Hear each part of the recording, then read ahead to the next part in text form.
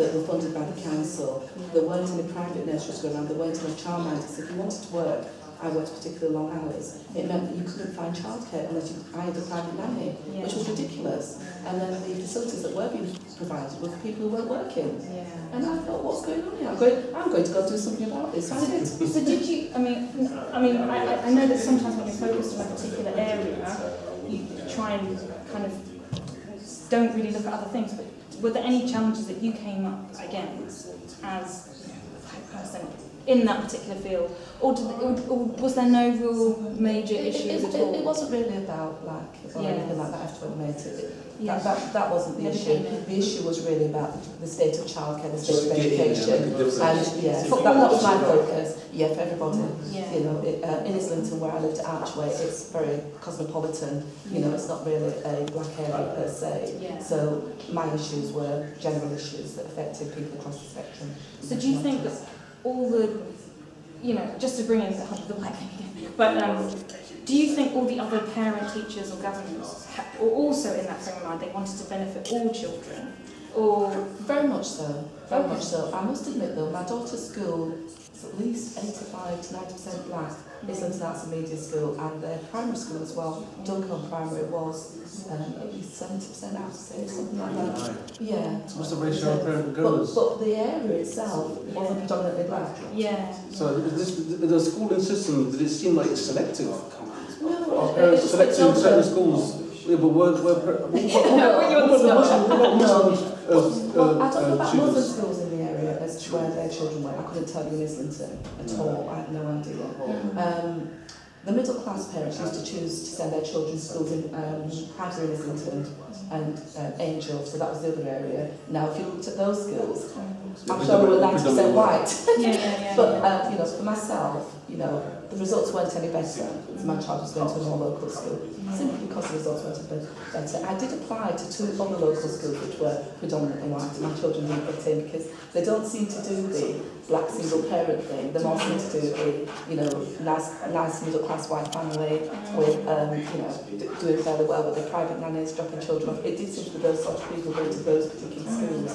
One, I forget the name of it, but it was just behind Whittington Park in Islington, and it did seem that way. I spent a lot of time at Whittington Park Community Centre, actually helping out around the centre, and I used to see people coming and going all the time, and it did seem that way to me. I might be wrong, you know, I might be biased, you know. Well, no, because you observe things, don't you? Well, I did notice 1 or 2 things, I have to admit, and there was also a church school as well, which I won't mention the name of that one, and I did hear things about black children in that school, and that was nearby Whittington Park as well. And it's actually a church where my son was christened, so I did hear quite a lot about what was going on there. But I didn't do really, for me it wasn't about the black thing, it just wasn't an issue. It was about, okay, what's going on, what can we provide for children?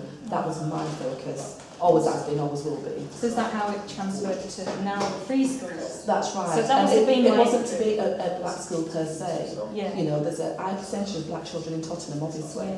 So therefore, you know, I'm doing it for, you know, the black children of Tottenham, but I'm doing it for everybody. You know, as well at the same time. Because that's what I think. I think it's really weird because when I went to school, you know, you had like a mixture of everybody. That's right. I mean, I would say predominantly black child. But this is the thing. I mean, I grew up outside London, which obviously wasn't like central London or whatever it is. But I've always How did you find it? What was it like in your homes? What area was that? What did you grow up? What area? Buckinghamshire, which is... Oh, there you go. Well, I grew up in Wyke, Bradford, which is 10 miles down the road from where the National Front started in Halifax. Oh, wow. And we were the only black family in the area in the 70s and 80s. So you can imagine we got it. We got it, you know, so, you know, but still for me, I was used to... Well, the school was heavily Asian as well. You know, so I had a lot of Asian friends, a lot of white friends and such. So for me growing up, you know, the black thing wasn't really an issue. Yes, I was the only black in a lot of circumstances, but whatever. See, this is the thing. I always think, though, it's like, I always think it should be a mixture because in society you've got... It just depends, it depends where you grew up and parents time and select. They select where their friends are, they select where others are. Or they do like my parents and they select to take their child away from where the blacks are, to somewhere else. No, of course. I think it's called Wi-Fi. I mean, like, I'm from the Edge Road area, and you know the Catholic schools are predominantly white, and then you've got certain schools that are predominantly Arab, and another schools predominantly predominantly black. And I hear parents saying, I want my child to go there because there's more black children there, or I want my child to go there because there's more Arab children. So it's the parents are looking at the makeup, the population of schools, and they will choose. See, I can understand that, because you want to go somewhere, or you want to send your child where they feel comfortable, where you've got similar beliefs, you've got similar structures, and I totally understand that. I think what I always think, the world's made up of lots of different people, so you need that mixture. So that people can experience that. And I think if you've got a predominant of one type of culture, because say for example, even publishers, it's one of those things, sometimes you get, I've talked to schools and they might say, oh no, we don't have any black children here for some of the material that we may produce. And you think, well actually no, it's for all children. Yeah, it's for all children. But they see it as, oh no, because there's black people there, then they say, no, it's not for us. But I'm thinking, well, in that case, I shouldn't have read any of the material in school that I grew up in. If you look at it that way. You can be a teacher, you must really... I'm thinking, obviously in an ideal world, we want our schools to be diverse. We want to learn from one another. Exactly. Yeah. We're under admissions codes. The free school that I've been involved in is in Enfield, the east part of Enfield, and it is Enfield Heights Academy. And it is the most deprived side of Enfield. So you've got the A10 and everywhere to the east of it, Ponders End, Edmonton, Enfield Lock, and all of that eastern corridor is the most deprived area. So really, why I was involved in setting up a free school is to say, just because you can't afford a house in a more affluent area doesn't mean you have to accept a lower standard of education. Now we do have good schools in our area, but they have strict admission criteria. So you have to attend a church, and sometimes a particular church of a particular denomination. If not, you're not allowed in. So what that does now is it forces people to accept a school that they wouldn't necessarily want for their child. And those schools tend to have higher exam results, and as well as the ones on the west side of the borough. That is how it is. I mean, I'm not making it up. You can actually look at those statistics on the internet and see them. But why we get schools that have sometimes a predominance of one culture is really simply to do with where people live and the affordability of housing. I think of myself as a black girl growing up. My parents were forward thinking. We moved out of the centre of London, we moved into the suburbs, we moved into Wembley. And because we happened to be Catholic, or they got me baptised as a four-year-old, they knew that they could get me into a high quality school, and that's what I had. And I am forever grateful to them for doing that. But they were also in a position to kind of move up the social scale and to buy a house in a middle class area. And I was the only black in my entire school. It's true, because for example, my nephews and nieces, my sister specifically said they must go to the Church of England school. Not because necessarily she's the most religious person ever, but it's the fact that she wanted to make sure her children had a good education, and the teachers and the school could push them to get there as far as they could get. Yes. But also just have that kind of commitment, so they're not just going, oh well, it doesn't matter. Not that other schools are doing that, but it's the fact that there's certain, you can see that there's like a push. There's a commitment from certain schools. Yes. Whereas they're kind of left on the wayside. What happened in the last 2 or 3 years. And religious schools tend to be a little bit more disciplined and structured. They do well, and people know that. And as you say, aside from the religious part of it, you've got a community as well who share the same values, and they push their children, and that's why those schools are doing better. But what I decided to do, along with our steering committee, is to have a school with a distinct Christian ethos, but an inclusive intake. So you didn't have to artificially pretend you go to church or doctor some kind of report. That everybody, regardless of your culture, your background, your colour, is accepted in our school. But what we're striving for is to provide that high quality education that is normally associated with private schools. My general view is if you pay for that type of education and people think that it's amazing, then why can't we provide that for free to our children? All it takes is a rigorous commitment, a rigorous curriculum and excellent teachers.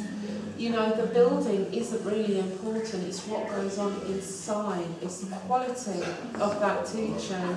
That's what I always get confused about. Do you know when you think about teaching education, you know, when you go and you look at the curriculum, it's about, you know, bringing out what you have inside. So you have an ability, or many abilities, and so that's the purpose of the education. But it's almost like, what I don't seem to get is when you get these supposedly good or bad schools, that reducing children that end up, that can't read, which I still can't understand how they still not being able to read. You think, why would you, Yes. why would you, Yes. why would you, They slip prioritise it into a certain extent? Because you just think, if they're saying that to get a good education, you must pay for it, then I'm thinking, but the whole society is going to lose out, because those people with talents are going to not be able to, you know, do the things that they really want to do. Absolutely. And that's what I can't Yes. quite understand with education in total. If you allow people to get a good education, we're going to create things, we're going to do things that mean that everybody benefits. Yes. So why would you want to leave Yes. people to their own side and not take care of the cultural issues or whatever dynamic it may be? Yeah. Sorry, you were saying. Well, that's why I actually love this Free Schools agenda, because it's empowering the ordinary person. You know, who am I? I'm a teacher, you know, I'm not a politician. But it's empowered people like myself and Stephanie and many other proposers to just go with what they know works, to go with what's right, and to provide that high quality education we talk about. Not just talk about it, but actually do it, put it into practice.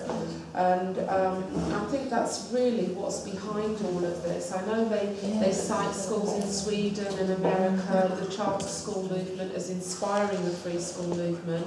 Myself, I've been particularly inspired by the Harlem Success Academy chain, and hearing their founder member speak at a conference about a year and a half ago, how they take children from, you know, impoverished areas of New York, and they tell those children from day one that they will go to university and they will graduate. They even call their classes by their graduating year. And it just inspired me so much. None of this is rocket science. It's about getting up and doing it. Stephanie, you said you I were couldn't say inspired by it the... I couldn't say it any better than Karen said it as regards. You got the same inspiration from the same places in America? There were other schools in Washington and such, you know, which were just as inspirational. One of them was a boarding school, I remember as well. But the things they've done with the children, the way they've done things, for example, if they live too far away, they could board, that sort of thing.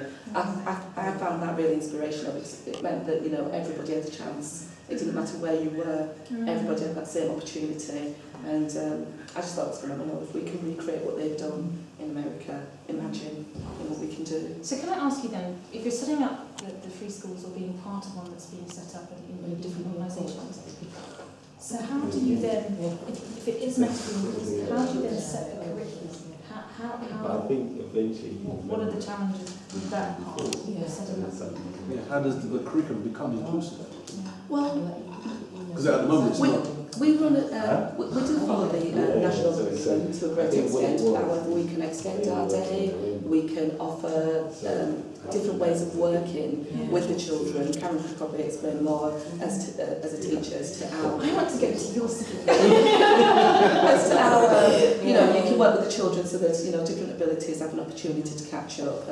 We'll be doing a lot of classes prior to school, prior to the start of school in the morning, at lunch times, and after school as well, to ensure that all children have an opportunity to work in smaller groups as well, to give them an opportunity to catch up to where we'd like them to be. They'll all have targets set at the start of joining our schools. We'll set targets, we'll find out where they're at when they join us, and we'll set targets as to where we want them to be at certain times throughout their education. And if they're not there, then we will target our resources at ensuring that they meet these targets. In that way, none of our children should leave school without being able to read. Yeah. The one thing that just will not happen, I would say that 100% categorically guaranteed I still can't that is figure not out going to how that happen. happened. Well, I would like to say, you know, I'm not qualified Yeah. to say. See, I can't get my head. I mean, I can't understand how that could even. I agree with you. I mean, 7 years in education, you start in reception when you're 4 or 5 and you leave when you're 11. And there are still children not able to read at the appropriate level, which is level 4. You do wonder how that's happened. I mean, sometimes we say they've slipped through the net. And we've said in our school and all our marketing, we will say we will ensure that no child slips behind and we will adopt a no excuses approach to teaching and learning. And some of those excuses are, behavioural problems, or this issue at home, or the child has special needs. Now, I do have a problem with that label of special needs. Sometimes it's because the curriculum isn't engaging and relevant enough, and children are, frankly, bored, and then they misbehave. But see, this is the thing. I mean, it's funny. Now I work with a publishing company. It's made me realise, for example, when I look at the books that we're producing, when I see the material and the information on the site, I just think how big a difference it would have made for me. At the same time, at the same time, I'm thinking it might not have made any difference, and I would be like, no, I didn't pay attention at all. But I would have liked the opportunity, and I'd like the schools to have the material. So if I'd seen something, I could have gone, yes, that's it. But to me, it's shocking because you kind of think, well, if you're not having material that is engaging, exactly. Yeah. Because of course, I think, as I said to my, when I was in school, for example, you did think, obviously from my perspective, you thought science, that's for boys. Not only is it for boys, it's for white boys. And I thought, it wasn't until probably I left many years after, and I thought, well, why did I think that? But there was nobody, my parents was very, very busy, and many children running around. So it's kind of things where, sometimes there isn't that connection with the parents and the teachers. And my parents come from the Caribbean, and they were of the idea at the time that the school, you must respect your teachers, and the school knows everything. So my parents didn't see why they had to go to the school, because the teachers knew what they were.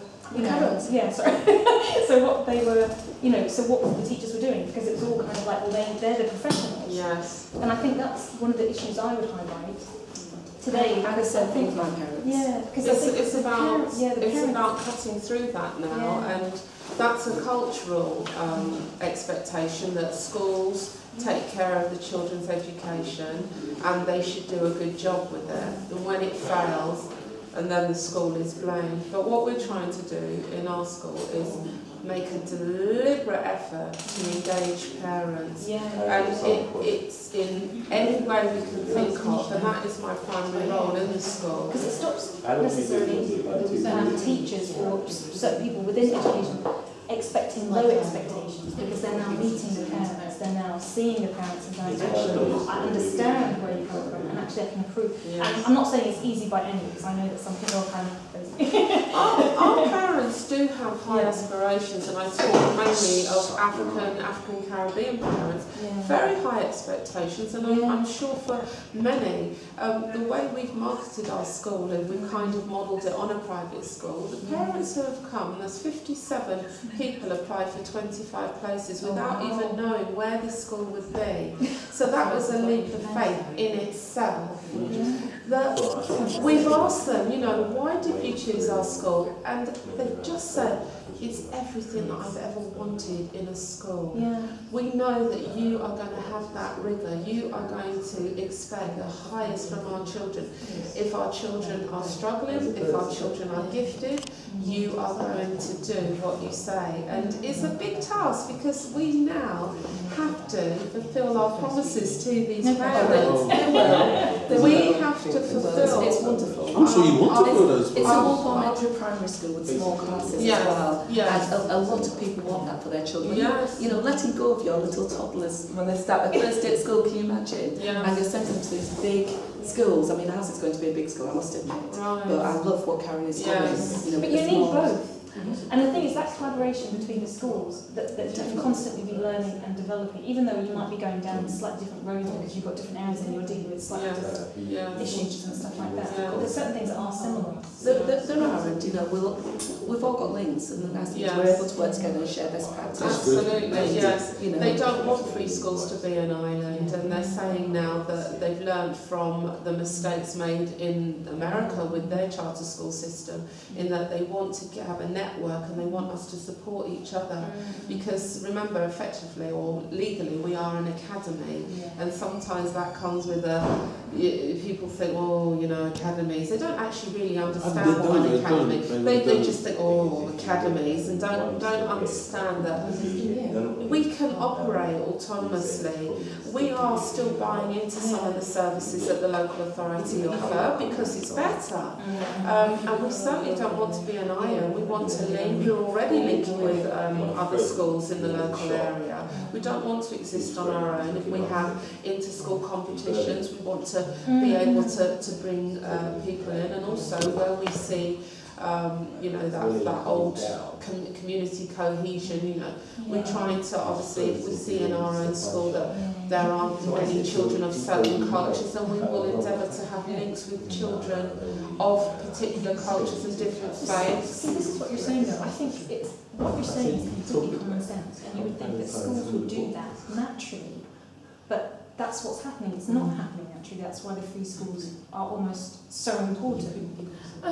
I would say to a certain extent that does happen between schools. Yeah. Okay. In certain areas, I know that there are networks of schools in Tottenham where I'm based. Say, for example, a group of 6 primary schools will work with a particular secondary school where a majority of their children would go.